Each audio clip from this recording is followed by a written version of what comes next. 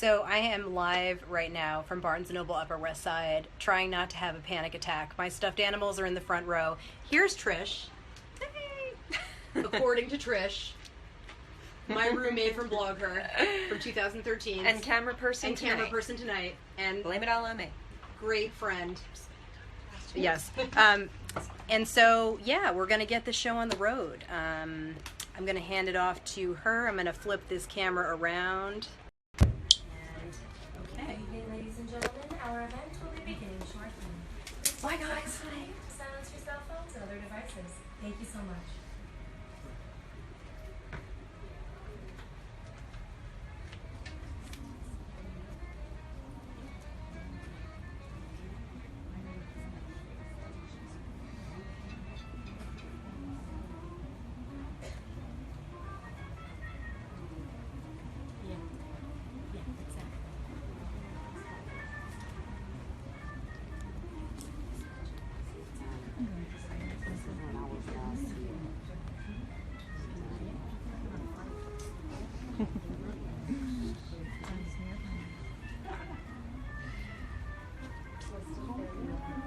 I'm ready for a stuffed drink by the end of the night.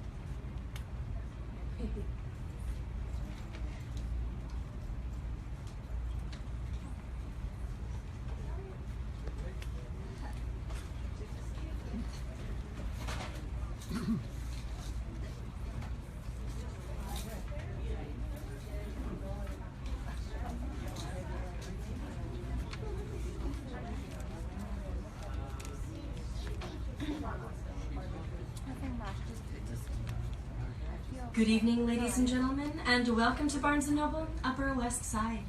Tonight, I have the distinct pleasure of introducing author and editor Sarah Fader. Sarah Fader is the CEO and founder of Stigma Fighters, a non-profit mental health organization dedicated to erasing the stigma associated with mental illness. She's an author and a blogger, and she's been featured on Psychology Today, The Huffington Post, HuffPost Live, and Good Day New York. She brings us today the Stigma Fighters Anthology, a compilation of personal perspectives featuring essays from real people living with mental illness from around the globe. Ever wonder what it feels like to be ostracized from your own world at the hands of stigma? This is why Stigma Fighters exists. So without further ado, please join me in welcoming Sarah Fader.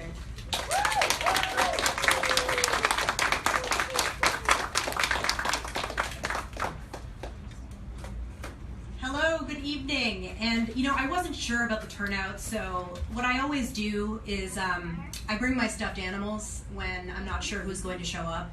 So in the front row we have Pandy. In the middle there's Rupert the platypus, because it's a platypus, okay? And then there's Elvis. He's a longtime friend. He has a really big butt. I just want to let you know that.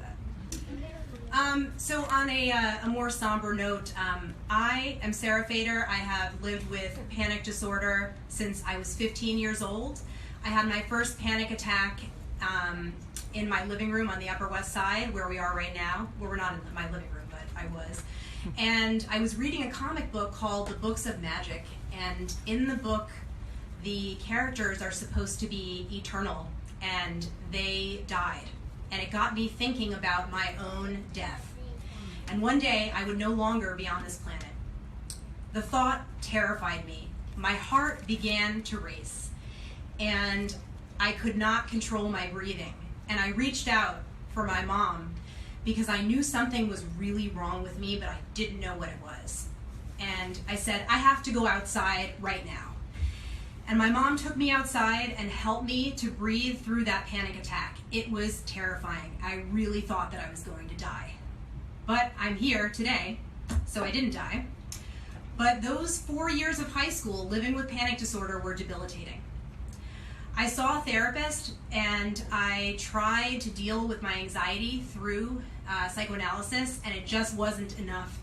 In my senior year of high school, I woke up each day vomiting bile because I was so afraid to face the world.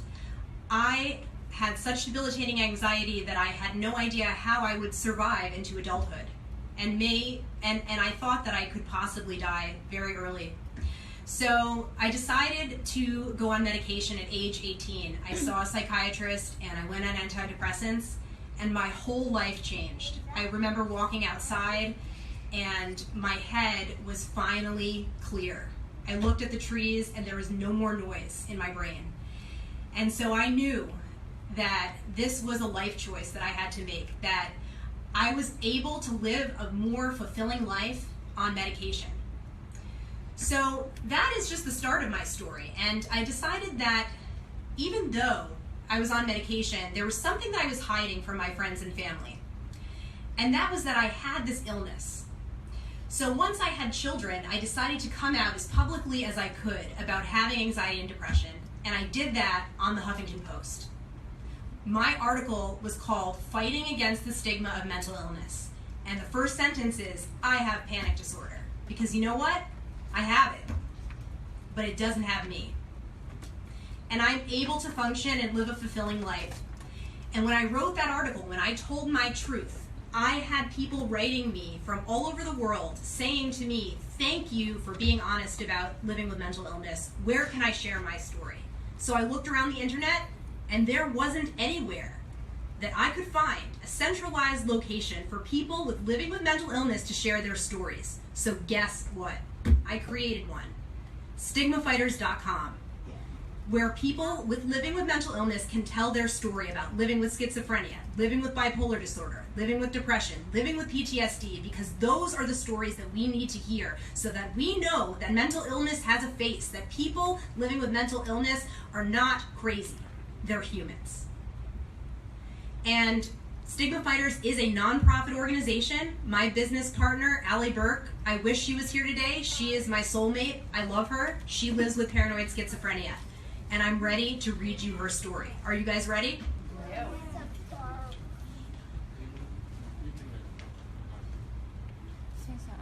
Stigma Fighters, Allie Burke. Everything was different. I'd been sitting in the same cubicle in the same office I had worked at for 5 years, but nothing was right. As right my life had been up to that point. I couldn't count on 26 hands how many times I'd looked behind my shoulder that day, how many open water bottles I'd thrown out of my car that week because I was convinced someone had poisoned me. I knew my train of thought was illogical, but I didn't care. I called it being careful, safe. I didn't want to die, not yet. I was 25 years old, hearing things that no one else heard, just for them to go away later that day and come back early that night. The doctor told me I was schizophrenic and handed me a bag of pills. They worked when I took them, but of course, working meant sleeping and nothing else. When I was on them, I couldn't focus. I had trouble breathing. I couldn't see. I just wanted to sleep. The fact that I hadn't written a word or a page in a book in months was of no consequence to me. I just wanted to sleep. But sleeping led to more sleeping, and it was never enough. It would never be enough. I stopped taking the pills. 2 months later, I found myself in a mental institution on a Friday afternoon, sitting across from a nurse speaking words that didn't make sense to me. I just wanted to feel better. There was something wrong with me. They'd been telling me I wanted there not to be something wrong with me anymore. She can't keep those. They have strings on them. Clothing has strings. It's not allowed. She can't keep those. I glanced at my husband. He was sobbing. He was a man's man, brought up by a sailor. I'd been with him for 10 years. I didn't know that he knew how to cry. I snapped. I walked up to the nurse's station and knocked on the glass. I told them to give me my stuff. It was like a movie. I can't believe they bought my imaginary stroke of genius and let me leave, but they did. I walked right out of there hours after I'd walked in. All of this in the book, Paper Souls. Except, unlike Emily, I didn't go back. I was back in one white-walled sanitarium or another at least 3 more times. My husband didn't believe me. I told him I wasn't crazy, but he didn't listen. He begged me to take my medication. The more we insist we're not crazy, the crazier we are, right? But I wasn't. I just didn't feel well. I thought too much and not on the right waves. I told him this. He begged me to take my medicine. I told him to go screw himself in the nicest words I can think of. I told him I didn't love him. I told him to leave. He left, thank God. I'd be dead if he didn't. And so began the longest, hardest, most painful time of my life. Not because of the divorce, or loneliness, or dead-end job. I thought too much. My mind was a whirling twister of worries that would eat me from inside out. It would destroy me if it didn't stop. I didn't know how to stop. I didn't know how to turn it off, other than to take the medication that numbed my existence. This wasn't an option, obviously. I've been raped, beaten, poisoned, ironically or not, left in an alley to die. I'd take it all again. I'd take it all again, not to be a paranoid schizophrenic for those 3 years. I'd die. I wanted to die. I wish I had. But I never took that medicine again or saw any real doctors. All of this in the book. Also in the book is that time Emily Colt killed someone and then killed a second someone. But Emily Colt's name isn't Schizophrenia Girl. Emily Colt's name is Emily Colt. She has a name just like all the murderers in the world who are murderers because they made the decision to kill someone, not because they're mentally ill. Because schizophrenics don't kill people. People kill people. And that's the point, isn't it? That 21-year-old girl dishonorably discharged from the army shot up the mall not because the voices told her to, but because her own country refused to help her after they threw her in the dirt with nothing more than an automatic weapon and a canteen. She killed 20-something people because the military purposely took away her humanity and didn't feel the need or desire to give it back. Because schizophrenics don't kill people. People kill people. We're not crazy because we're mentally ill. We're crazy because we're not perfect. I said I'd been raped, beaten, poisoned, left to die, and this is all true. I have paranoid schizophrenia, but I do not choose to be alone because of it. I choose to be alone because I don't fear spending more time with myself than I do others. I'm comfortable with my body, with my mind. I love myself. I have paranoid schizophrenia. I see things, hear them. This isn't because I've been treated badly. It's because my great-grandmother had paranoid schizophrenia, and so does my uncle. Our brains work differently, and they have from the start. It has nothing to do with the way you treat us. You treat us badly because you're ignorant, not because we're bad people. It's why I don't trust you. If I say I trust you, it's probably because I'm lying to make you feel better about yourself. I'm a good liar, not because I'm schizophrenic, but because my mother was a good liar. These are my choices, not my illness. I'm no more dangerous than any other with an IQ as high as mine or wits about them to use it. I'm one of the most well-adjusted people on the planet, and that's because I wanted to fix myself. I never quit life, and I still haven't. I worked hard at fixing myself. I taught myself to get over things, that anxiety is a thing your mind makes up. I taught myself that just because I see it and you don't, doesn't mean it's not there. It means that I see it and you don't. That doesn't make me any crazier or any normal than it does you. And I'm proud of what I've accomplished and the person that I am. Every day I get through with a smile on my face makes me happy. Empathize, but don't coddle me. Don't pity me. I work as hard as you. If you judge me based upon what you think you know, that's your choice, not mine. Please hear this. There are not schizophrenics. There are people living with schizophrenia. Ellen Sachs.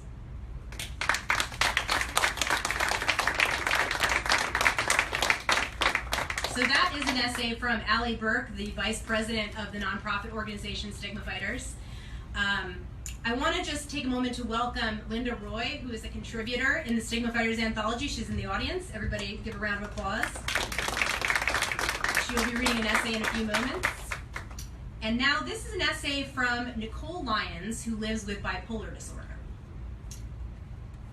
Stigma Fighters, Nicole Lyons. My name is Nicole. I'm a mother to 2 beautiful girls. And I'm a survivor, an advocate, and probably a lot like you. I also happen to have a mental illness called bipolar disorder. I think if I was a child growing up, now rather than in the early 80s, I definitely would have been prescribed Ritalin and diagnosed with some form of ADD or ADHD. As it was, I was the hyper kid, always wanting to be the center of attention, never stopping, too loud, always finding ways to disrupt my classmates. Nicole's far too inappropriate at times was pretty much stamped on every report card from kindergarten through graduation. Oh, that's just Nick, was something my friends repeated over and over again after some ridiculous stunt I pulled. That one followed me as one cheeky behavior from another went increasingly audacious, erratic, and alarming over the course of a few years. I was diagnosed with bipolar disorder twice, about 12 years ago now. I went to see 2 different psychiatrists at the urging of 2 of my friends, both who had concerns that maybe something wasn't quite right with my head. I decided beforehand, both times, that I wasn't interested in what either doctor had to say. And I basically was going just to get my friends off my back. Can we say non-compliant? Oh yes, I have a huge history of non-compliance. I can be a downright non-compliant bitch at the best of times. How did I do this? Denial, reckless behavior, self-medication? Some would say those are textbook symptoms of someone with a diagnosis of bipolar disorder and many other mental illnesses. Over time, my symptoms got much worse. I shopped and racked up so much debt that not only did I put myself in financial jeopardy, but my close family as well. I wrote checks on my family members' accounts. I defaulted on a loan my family member signed for instead of using the money to finance a cocaine habit that started to get out of control. When I was sober, the depression was too much. But when I was high, or looking back now, even manic, I was erratic. I continually put myself into downright dangerous situations with absolutely no care for self-preservation. This applied to poor choices in relationships as well, until finally I met my saving grace. He helped me clean up the substance abuse part, but there were still questions with the psychological part that I wasn't ready to have answered. After our second child was born, I was mistakenly diagnosed with postpartum depression and put on an SSRI that had me snapped in 3 days. I went into my biggest manic spell at that point, convinced I was poisoning my newborn by nursing her while on this medication. I vaguely remember calling the nurse's line asking if it was possible to poison my baby with breast milk and having the nurse ask if I was home alone or not. I told her that was irrelevant. I needed to go vacuum my blinds. They were filthy from my vantage point. That's what mattered at the time. My husband came home and took me to the clinic. We switched to formula. I went off the meds and still refused psychiatric care. Instead, I left my husband. I started the old cycle again, but this time I thought I had a handle on it. 4 days on, 4 days off. That was the custody arrangement for my children. During the days when I had the children, I was fun mom again. Ice cream for dinner, baking cookies at midnight. Nothing inside me said this wasn't okay. Looking back now, that's what hurts. It was a friend that pointed out that it wasn't appropriate for me to be doing this with a 2- and 4-year-old. That was a turning point for a moment. I had to be the best mom I could be, so I stopped everything and I went back on that SSRI.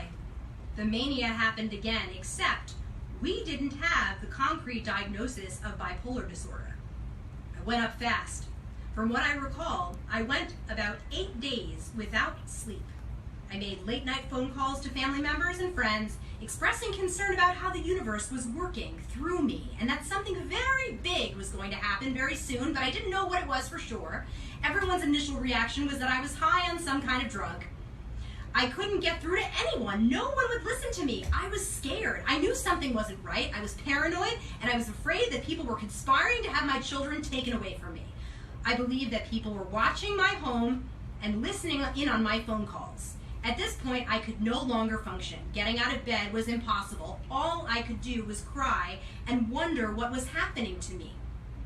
I decided one night the only way to keep everyone safe was to just give up.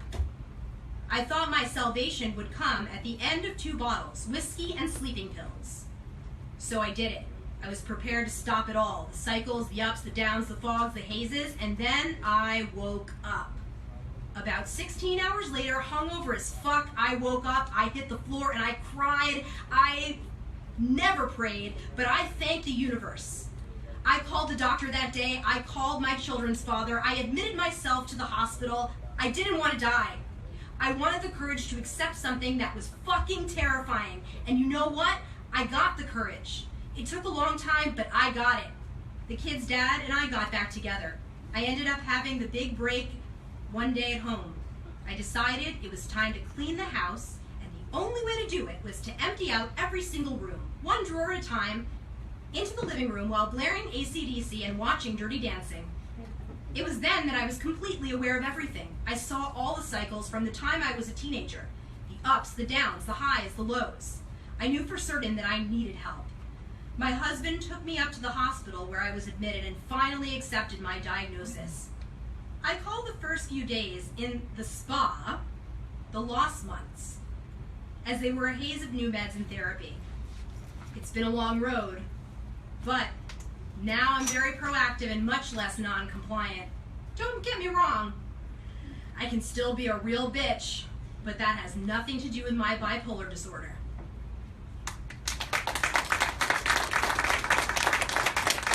Thank you. So I'd like to invite Linda Roy to come up and read her essay from the Stigma Fighters Anthology, Volume 1.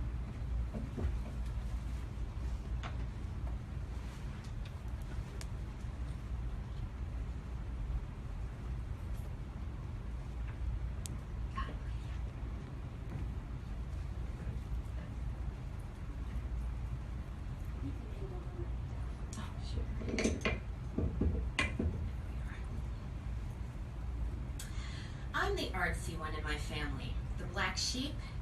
Translated, that means I'm the moody one, or at least I always thought that was the reason for my dark moods growing up. To some extent, that's true. That sensitivity thing, whatever it is, that makes us turn inside ourselves and feel things more deeply than most people, to experience emotions from a more raw perspective. That's the very thing that motivates so many creative people to write, perform, seek out love and approval, or make music. The thing is, I can't remember a time when I didn't feel that way. Of course, there were moments of sheer joy and happiness, but when the darkness set in, it took up residency. Valuable real estate in my head, and it didn't pay rent. Over and over again, I was the one who paid the price. It manifested itself in the form of anger, impatience, and deep sadness. The pattern repeated itself so many times, costing me relationships and causing a whole lot of drama. I sought treatment, but psychiatrists just shrugged and told me what I was going through was nothing the average person doesn't experience, but I knew deep down that feeling so badly for such extended periods of time just wasn't okay. Finally, after some 30 years of life, emotional struggles, bouts of rage, a near divorce, the birth of my first child, the kind of anger and impatience that doesn't lend itself to healthy parenting, I was diagnosed with dysthymia, a low-grade chronic form of depression. I also learned I'd been suffering from anxiety and a mild case of OCD. At least everything made sense, and I had an answer now. Dysthymia is tricky because it's tough to diagnose, and so many people go through their entire childhoods without realizing that they have it. They simply think, like I did, that they're moody, but what really they just think that they're moody. Nobody wants to walk through life brooding, not really. Everyone just wants to be happy. To be honest, the transition from being the brooding artist who clung to my emotions and used them to feed my art to a healthy, functioning, happy person after a lifetime of seeing that as the norm was a little daunting. It was, as is even though so much of my life had always been about using humor as a coping mechanism. Now, I wasn't sure who or what I'd be without this thing that defines me. Once I got on the right meds and started to feel more balanced, the anxiety having washed away, the dark periods only resurfacing now and then, it took some adjustment to settle into the new one.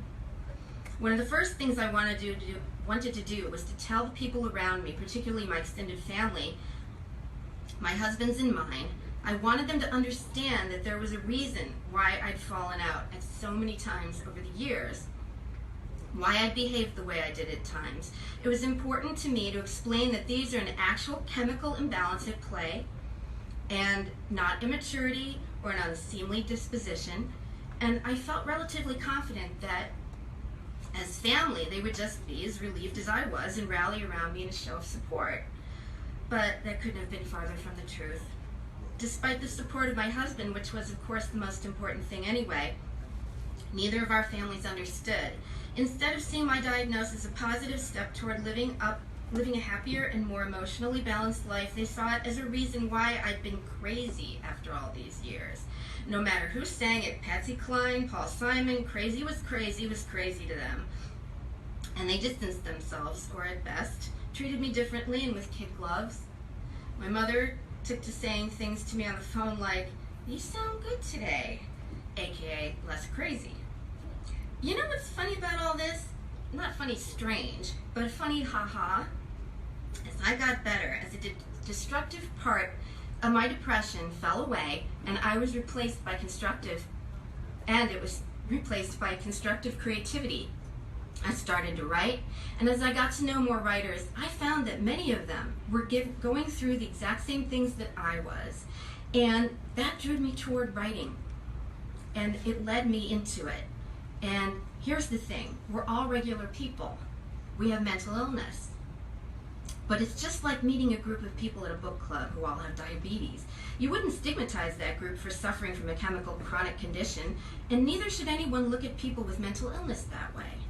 Because what we're living with fuels us as people, both good and bad, and it's part of what makes us who we are, and we keep it in check with medication and with talk therapy, with the love and support we find from understanding friends, family members.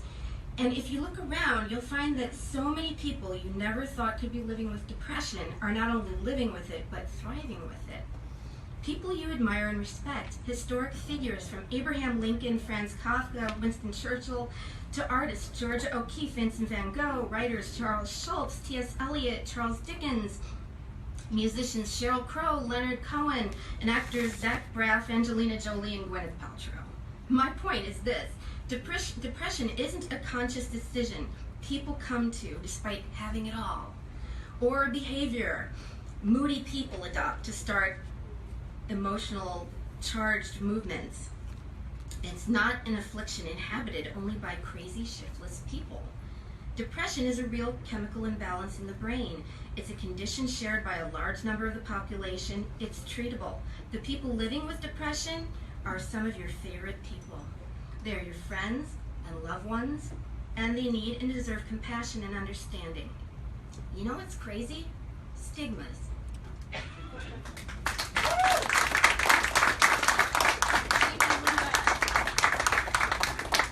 How am I stuck animals doing over there?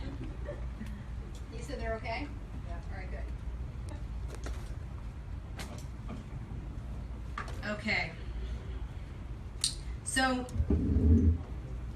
I want to talk about the genesis for the Stigma Fighters anthology, which is actually kind of a cool story.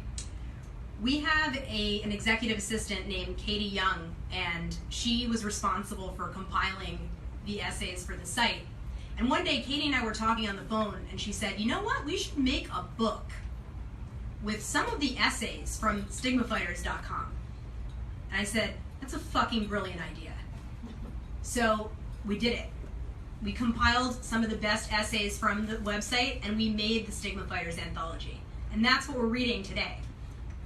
So now I'm going to read you Katie's essay because I want to pay homage to her, and I wish so much that she could be here, but she lives in Virginia, so that's kind of a long way away. But one of the cool things about Stigma Fighters is that this book features people from around the world. There are people in here from England, from all over, Australia, everywhere. Mars, Martians, just kidding, okay. Stigma fighters Katie Nicole. 11 days before I turned 20, I was diagnosed with depression and bipolar II disorder. About 4 months later, I was also diagnosed with anxiety and mild panic. Those aren't exactly easy diagnoses to handle. It's not like being told you've got strep and this medication will make you feel better. Finding the right medication is a horrid, painful mess of trial and error. For me, that trial and error process wound up just not working, so I don't take any medications for these things, although I really should. I have something I can take for my panic attacks, but that's it. Being unmedicated for these things isn't easy, but I'd rather deal with them this way than constantly be switching from one drug to another and paying for multiple doctor visits just so that I can find the right cocktail of medicines that work. Now I can look back at these years before I was diagnosed and see the symptoms of these diagnoses and wish I'd spoken up about it sooner. At one point, I dealt with the emotional pain of depression by physically harming myself. I would cut. That went on for nearly 6 years. As I write this, I haven't done it in 16 and a half months, and I'm incredibly proud of myself for that. There are still days where I sit and wonder if doing it again would make me feel any better than I do in this moment. But I think about how far I've come, and I won't let myself slip back into that. The combination of diagnoses that I have can present itself in odd ways sometimes. I might be perfectly fine for days on end, and then suddenly, boom, I've got energy, but I'm depressed, and I have absolutely no motivation to do anything. People don't understand when I tell them that. How can I have energy but no motivation? Ask the chemical imbalance and the faulty wiring in my brain how that works, because I don't have the answer. The depression and anxiety are the ones I have to deal with the most often, but the depression much more than the anxiety. Sometimes I can force myself to go through with my normal tasks, and other times I just can't. There's nothing at all I want to do. I just lay in my bed, binge watching shows on Netflix. Sometimes I'll pull out a book and read. Maybe I'll sit up and write on my laptop or with pen and paper, but there's usually not much I can even think about doing when my depression decides to take over. When my anxiety becomes an issue, I worry about everything. How I look, what I say, how I act, what I'm doing, what I need to do, what I haven't done already. If I put something away in my room, anything and everything I could possibly worry about comes to the forefront of my mind. It prevents me from focusing on what I need to do and how important it is. It's especially difficult when I'm at school. There's nothing I can do to make it stop. I want to make it stop. I'm working on managing and coping with these things better. If I need help, I'll reach out to trusted friends and tell them what's going on. It's not an easy road ahead, but I know I've got the strength to make it if it comes to this. Another part of dealing with the original diagnosis was the tattoo I got in December 2012. It was my very first tattoo, and still the only one that I have. It wasn't easy for me to deal with the pain of the tattoo needle. I don't have a super high pain tolerance, but I knew if I kept pushing through, it would eventually be over. And that's the same way that I see my mental illnesses. While I know they'll never be cured, I'll always have them. They won't always be as bad as they seem sometimes.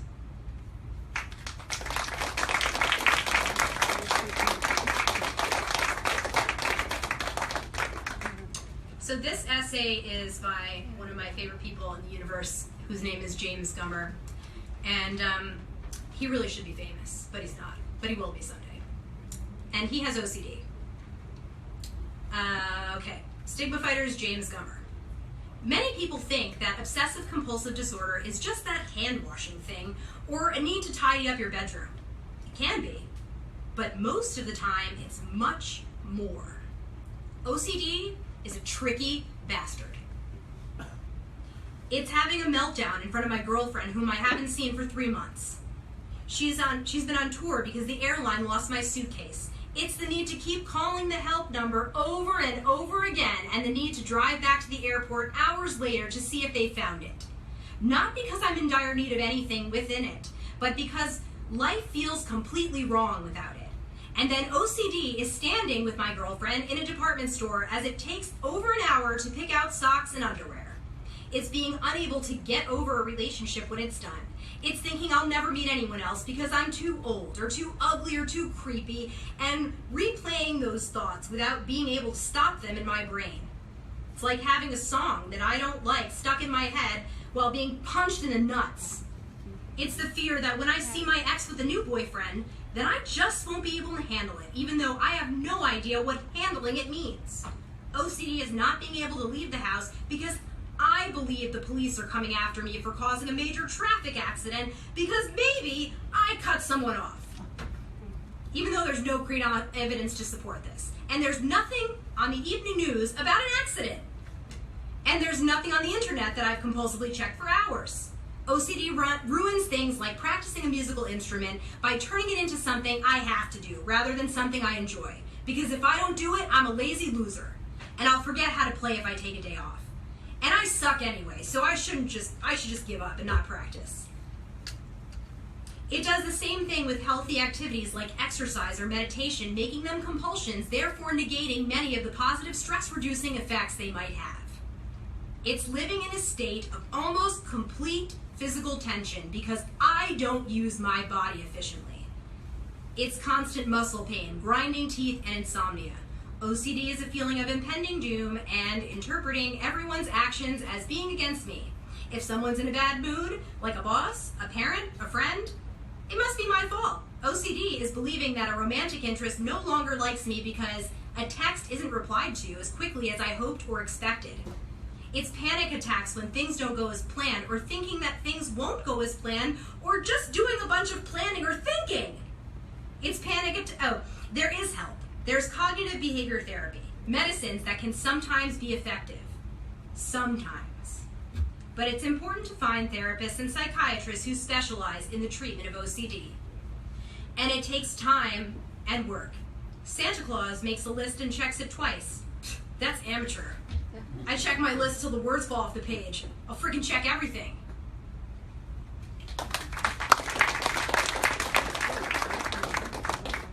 I'd like to invite Jennifer Ginyard to read an essay from Stigma Fighters Anthology that is perhaps, if you have, I'm just going to include a trigger warning. This is about sexual assault, so if you feel triggered, I would encourage you not to listen to this.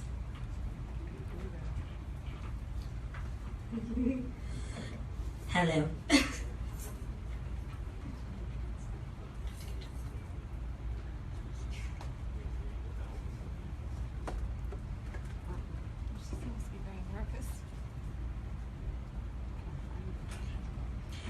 Once again, my name is Jennifer Ginyard.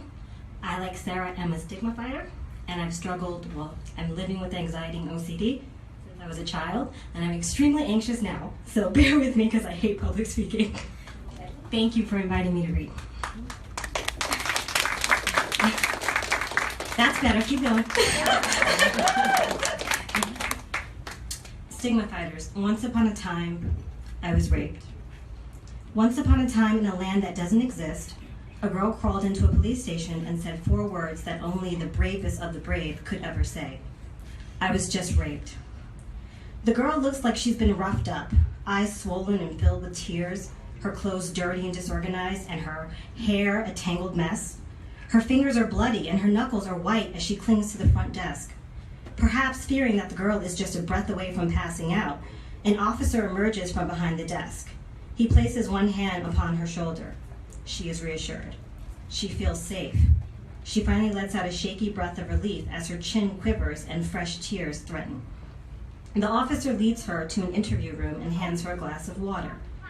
Moments later, the girl relays her tragic story, sparing no detail. The officer is calming and compassionate. He leaves the girl in the care of her doting family, determined to find justice for her.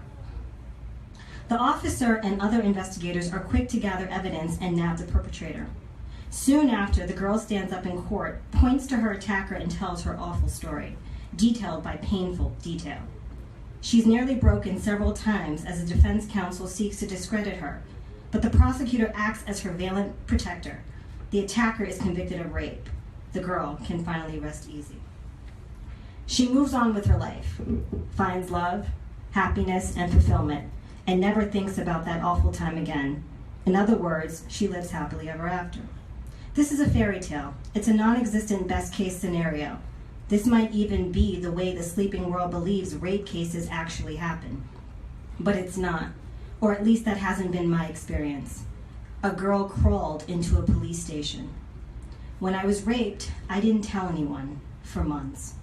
It's been a couple of years, and there are still only a handful of people who know. Going to the police station in the middle of the night didn't even really cross my mind. I didn't see that as an option. I was just raped. I still haven't admitted this to anyone, not in these words. I've never said the words, "I was raped," out loud. I hate the word rape. I don't want it to be a part of my being. The girl looks like she's been roughed up. I had no plainly visible physical signs of having been jumped by two men while I was out running one night. I'd spent an underdetermined amount of time with two men taking turns, or not, restraining and having sex with me as I disappeared somewhere else. But you couldn't tell that by looking at me. They were sexually violent, but not physically violent. They didn't even have to get rough with me when I was fighting with all my might because I was outnumbered. He places one hand upon her shoulder. Please don't touch me. Anyone, not without my permission. Not without some indication that I want to be touched. Do not reach out and try to grab my hand when I'm telling you something hard. Do not try to comfort me when I'm crying unless I know you really well. Do not touch me, please and thank you. She feels safe. I was scared. I was confused. I was alone. I wasn't safe. I didn't feel safe. And feeling alone and unsafe after something like this isn't a treat. I cannot even describe how every part of my life has changed. She's led into an interview room where she relays her story. I haven't been able to verbally tell my entire story even once. At first, I didn't want to. Sometimes now, I do want to, and I still can't seem to. Sometimes parts come out, sometimes parts get stuck. Investigators are quick to gather evidence and nab the perpetrator. This does happen. I know it does. But I didn't have any faith of this happening in my case. Perhaps that was wrong of me to assume, but I had no hope that I'd ever be able to help put these men behind bars. They were strangers. It was the middle of the night. It was dark. There were no houses or people around. It just doesn't seem feasible that in this populated of an area, the perpetrators are findable. The girl moves on with her life, finds love, happiness, and fulfillment, and never thinks about that awful time again. In other words, she lives happily ever after. I am standing firm on the idea that this happens, moving on. It's still a bit hard for me to come to terms with the fact that our world really hasn't changed that much over the last several decades. Women haven't come as far as we think. When the issue of sexual assault, sexual harassment, or any kind of sexual violence is on the table, it's like we're back where we were when a man couldn't even be charged for raping his wife. Women barely report sexual assaults. I don't think this is because after they're raped, they're thinking, our justice system is so broken, I'd just be wasting my time. That statement is how I justify not reporting now. It has nothing to do with why I didn't report then. There's just a stigma to being sexually assaulted, regardless of whether you report. But in reporting, you're pretty much guaranteeing that people will know what happened. I want to be normal. I don't want to be a rape victim. I certainly don't want to be a survivor. I don't want to be labeled or a statistic. I don't want to be someone with a history of trauma. I don't want my behavior to be explained or justified by this event. I don't even really want to acknowledge that this thing ever happened. I just want to be that nice, normal, empowered, non-reactive, hug-loving, cuddly, snuggly girl who did not lose her virginity in more ways than one to two douchebags who overpowered her. That girl is so far from where I am today, and I really want her back.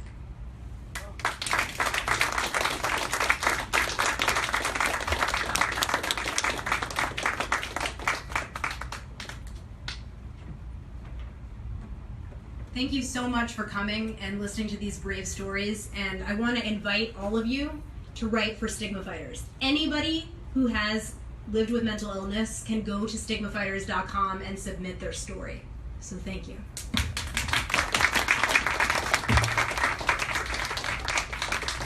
If we have any questions from the audience, you can raise your hand. I have a Q&A mic. I will come to you. Just one moment. Hello, Sarah. It's very nice to meet you finally. Lisa! Yeah.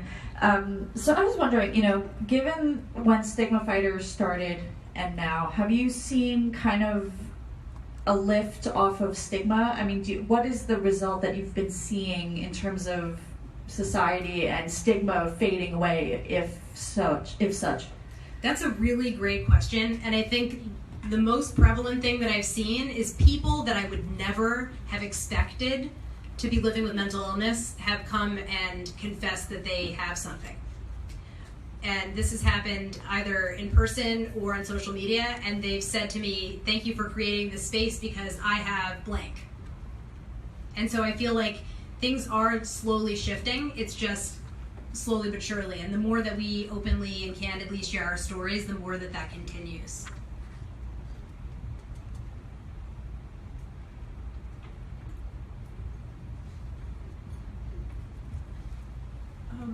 I've noticed that people giving their essays tonight, and I've been looking at the book. It seems that most of you had a support system, such as family, friends. Oh, yeah. I think that varies from piece to piece, but I think the people that have been featured definitely had a support system.